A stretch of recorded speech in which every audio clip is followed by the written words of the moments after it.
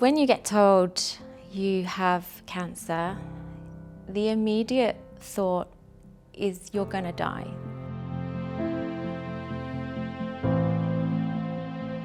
Hi, I'm Maria. I am 39 years old. I have lived in Dubai for 12 years with my husband and my two children, Owen and Grace, who are 13 and 12. It doesn't matter how many times someone says to you, you're fine, you'll get through this. Millions of people survive cancer.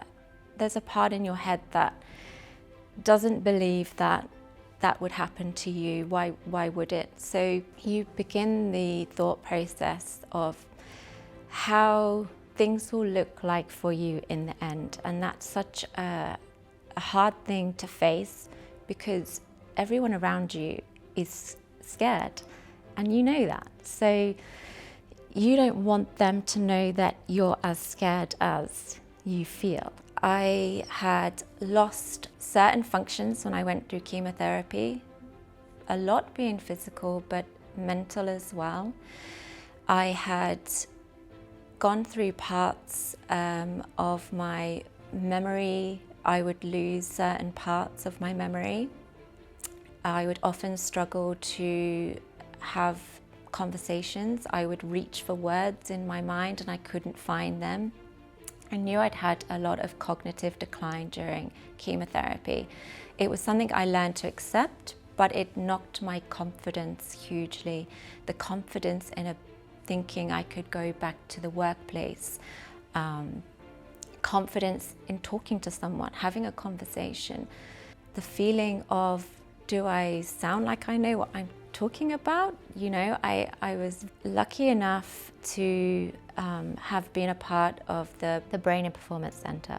In terms of my recovery in the post-operative surgery, my treatment was tailored for me specifically, and that meant a lot.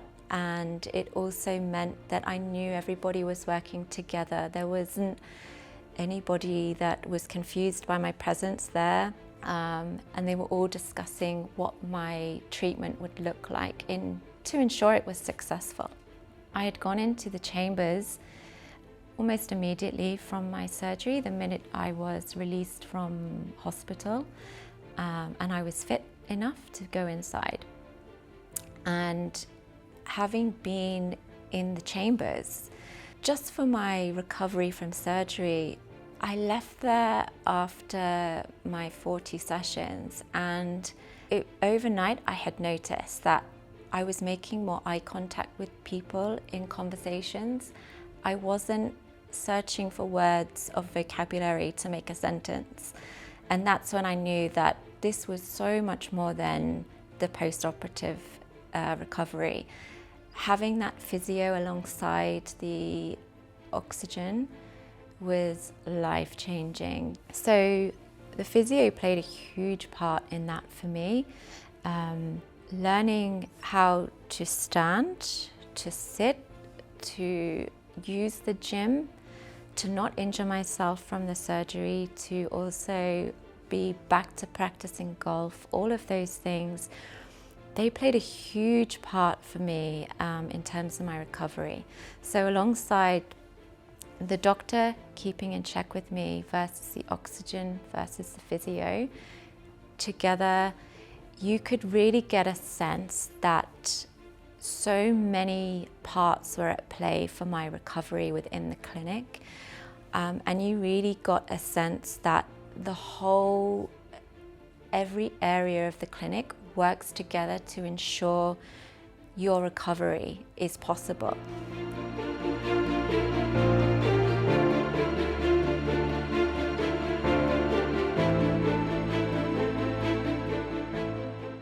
My surgeon was very surprised. As soon as I reached my 6 weeks and I'd had my surgical assessment, and he had looked at my mobility and my scar tissue, he was very impressed with the development of where I had come to. There was things happening and developing again that was bringing me back, that was bringing myself back to who I was before I had cancer. This is life-changing for me because it means that when I look at, after 5 years, what life looks like, it means that I have a bit more of an open platform. The treatment that I'd had in hyperbarics has really enabled me to believe that it's possible, just from the changes I can see in myself and how I am physically and how I feel mentally.